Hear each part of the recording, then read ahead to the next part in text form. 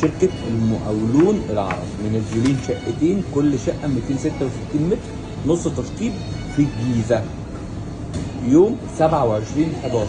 الشقتين اللي في الجيزة دول مكانهم بالظبط بمشروع دريم لاند مدينة 6 أكتوبر منطقة الجيزة.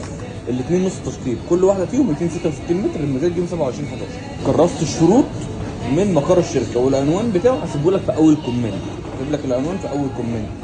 والنظام الاظرف والمغلقه انت بتروح تعمل معاينه وتروح جاي حاطط وكرست الشروط السعر بتاعك وتحط 150,000 جنيه تامين مبدئي، مش ده التامين النهائي. يعني لو رست عليك هتعرف بقى في كراسه الشروط تدفع كام والكلام ده. 27/11 هتروح تعمل معاينه، تجيب كراسه الشروط من العنوان اللي هسيبه لك في اول كومنت، وتروح جاي رايح جاي عامل معاينه على الشقتين، تشوف شقه منهم وتكتب في الاظرف المغلقه السعر بتاع الشقه، ولازم تقيم المنطقه هناك بكام، وتروح جاي منزل التقييم بتاعك. وانا متاكد ان الشقه تنزل باقل من سعرها 400,000 جنيه.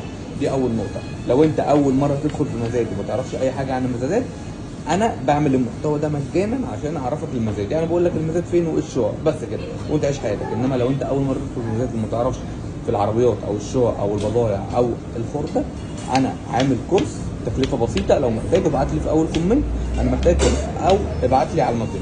شكرا.